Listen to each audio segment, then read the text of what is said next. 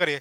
નવી શિક્ષણ સંસ્થા આપણી પાસે બિલ્ડિંગ તો છે જ, ઇન્ફ્રા તો છે જ, એને વ્યવસ્થિત કરી ધોળકિયા સાહેબના 5 કરોડ રૂપિયા સમજો કે કોઈ પણ વ્યક્તિના યોગદાનથી થઈ શકે એવું છે, તો એને પહેલાં પરફેક્ટલી એને ઇન્ફ્રા એને રેડી કરીએ. કેજીથી આપણી મંજૂરી શરૂ કરીએ ન્યૂ સ્કૂલ તરીકે, બરાબર છે. તો એ મને લાગે છે કે એકદમ ઇઝી કાર્ય થશે. અને જે નીચેથી જે પાયો જે છે ને, લોકોને શોધવા જવાની જરૂર નહીં પડે. પહેલાં કેજીમાં ધારો કે 50 વિદ્યાર્થી આવી ગયા, તો એ 12મા ધોરણ સુધી 50 વિદ્યાર્થી રહેવાના છે. એ ક્લાસ જે છે એ મલ્ટિપલ થતા રહેશે જેમ વિદ્યાર્થીઓ વધતા જશે. જેવી રીતે એક ગરિમા એવી હતી ફોરવર્ડ સ્કૂલની કે 12 ક્લાસ ચાલતા હતા, એક સ્ટાન્ડર્ડના. એ બી 18 ક્લાસ, બોલો સાહેબ. ABCDEFGHIJKLMN સુધી ચાલતા હતા. વિચાર કરો, એક ખાલી 8મા ધોરણના એટલા હોય, 9મા ધોરણના એટલા હોય, તો એવી ગરિમા ફરીવાર લાવવા માટેની આ પૂર્ણ તક છે. સમય સાથે ચાલવાનું છે. કમલેશભાઈ લાખાણીએ કીધું ને કે એ પ્રમાણે આપણે એઆઈનો ઉપયોગ કરીશું, લેટેસ્ટ ટેકનોલોજીનો ઉપયોગ કરીશું. અત્યારે જે લોકોને ગમે છે ને એનો આપણે ઉપયોગ કરવાનો છે. જે લોકોને સારું સારું ગમે છે તો એનો આપણે ઉપયોગ કરશું. સમય ચેન્જ થાય છે, ચેન્જ કરવા માટે આપણે રેડી રહેવું પડશે. આપણી બધાની ભાવના એક જ છે કે સ્કૂલ શરૂ થશે, 100% થશે. પણ આ બધા સૂચનોને આવકાર્ય આપણે લઈએ છીએ અને એક એડહોક કમિટી જે નિર્ણય લેશે એ પ્રમાણે પછી આપણે આગળ વધીશું બધા. તો થેન્ક યુ સો મચ, તમે લોકોએ તમારો સમય આપ્યો. ખાલી જાણવા એ માગું છું કે કોણ કોણ લોકો અમરેલીના છે, કોણ કોણ બહાર ગામના છે, પોતાનો જરા હાથ ઊંચો કરીને. અમરેલીની બહાર આવ્યું એ કોણ છે અમરેલીથી બહાર? Yes, very good, very good. આ બધા માટે જોરદાર ક્લેપિંગ થઈ જાય, બધા માટે.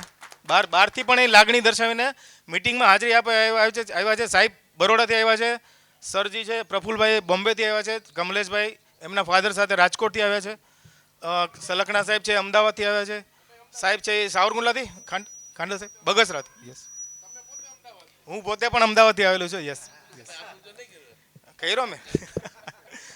અમરેલીથી કેટલા લોકો છે અહીંયા અમરેલી લોકલ? વાહ ભાઈ વાહ, જોરદાર થઈ જાય એમના માટે ક્લેપિંગ.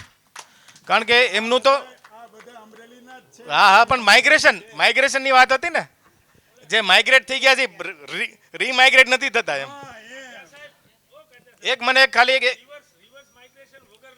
હા, હવે એક છે ને, મેં ખાલી મેં લેખ વાંચેલો, એ ખાલી તમને કહી દઉં, કદાચ આપણને ઉપયોગી થાય કે ના થાય ખબર નહીં, આપણી સ્કૂલ માટે અથવા માઇગ્રેશન માટેનો એક હિસ્ટ્રી મેં વાંચેલી. એ હિસ્ટ્રી છે ને એ ચાઇનાની હિસ્ટ્રી હતી. ચાઇનાનું હાલત અત્યારે ઇન્ડિયાની હાલત જેમ છે ને ફાઇનાન્શિયલી, રાઈટ, એના કરતાં પણ બદતર હાલત હતી ચાઇનાની 1983માં. 83 એટલે બહુ સમય ગયો નથી, 40 વર્ષ પહેલાંની ચાઇનાની હાલત આપણાથી પણ બદતર હતી. હવે ચાઇનામાં પણ આપણી જેવો ટ્રેન્ડ હતો કે લોકો સિટી તરફ જઈ રહ્યા હતા, સિટી તરફ દોડ મૂકી રહ્યા હતા. જેવી રીતે અત્યારે ઇન્ડિયામાં હાલત છે, બરાબર, એવી રીતે દોટ મૂકી રહ્યા હતા ચાઇનામાં. ચાઇનાની એક એવી ગવર્મેન્ટ આવી, સક્ષમ ગવર્મેન્ટ, કે જેણે આ માઇગ્રેશનને અટકાવવા માટે શું કર્યું ખબર છે? ધારો કે અમરેલી જિલ્લાની બીડું ઝડપું છે આપણે જયભાઈ કાથરોટિયા, કે મેડ ઇન અમરેલી હોય એટલે એમાં કાંઈ ઘટે નહીં, અમરેલીનું જિલ્લાનું નામ થાય. તો ત્યાંની ગવર્મેન્ટે, ચાઇનાની ગવર્મેન્ટે, જે તે ગવર્મેન્ટે 1984માં એવું એક રૂલ લાવ્યા કે માઇગ્રેશનને અટકાવવું જરૂરી છે, નહીં તો ગામડાઓ પતી જશે તો સંસ્કૃતિ પતી જશે. અત્યારે આપણે ઓલરેડી ફેસ કરી રહ્યા છીએ આ જ દાયરો. તો એમણે એવો એક નિયમ લાવ્યા બહુ કઠોર રીતે કે કોઈએ માઇગ્રેશન કરવું નહીં. તમારે જે જોઈએ તે તમારા ગામમાં મળી જશે. રોજગાર જ જોઈએ છે ને, માઇગ્રેશન માટે શું છે? ખાલી રોજગાર મેળવવા માટે લોકો સિટી તરફ દોડ મૂકી રહ્યા છે.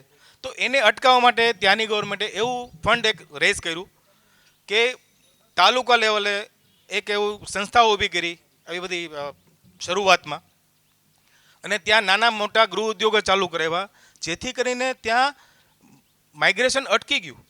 અને આપણે જોઈ શકીએ છીએ 40 વર્ષમાં એ જે નિયમ લાવેલા અને એ જે બીજ વાવેલું, એ 40 વર્ષે અત્યારે દુનિયા ઉપર મહાસત્તા તરીકે અત્યારે આર્થિક રીતે તો છે જ.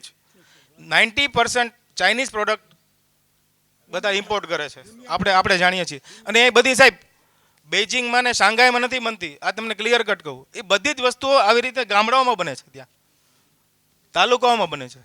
આ મેં એક વાંચેલો કિસ્સો છે એટલે મને એ ટચ કરી ગયો કે આ વસ્તુ માઇગ્રેશનની જે વાત છે ને એ ખરેખર આંધળી દોટ છે. પણ સરકારે પણ આમાં પ્રયત્ન કરવો જોઈએ, કારણ કે આટલું મોટું કાર્ય છે. લોકોને અટકાવવા એ બી એક મોટું કાર્ય છે. તો એના માટે રોજગારી અહીંયા ઊભી કરવી જોઈએ, તાલુકા લેવલે, ગામડા લેવલે, ત્યાર પછી જિલ્લા લેવલે, એવી રીતે. તો એવી સ્ટેપ બાય સ્ટેપ આપણે કરી શકીએ.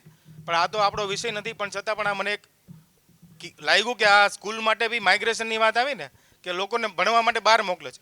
તો શા માટે આપણે એવી જ સ્કૂલ અહીંયા શા માટે ઊભી ના કરીએ?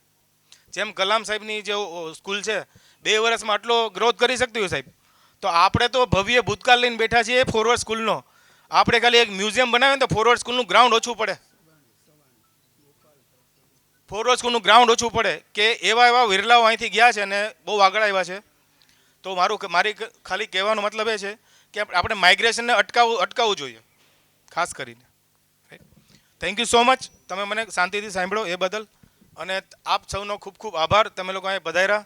બધા માટે એક જોરદાર ક્લેપિંગ થઈ જાય પોતાના માટે, બધા માટે. અને છેલ્લે ભાઈ સવાણીભાઈ ગોપાલભાઈ, હાજી સર, ગોપાલભાઈ સવાણી. યસ, અમદાવાદની મિટિંગનું પણ એમણે સંચાલન કરેલું. અહીંયા પણ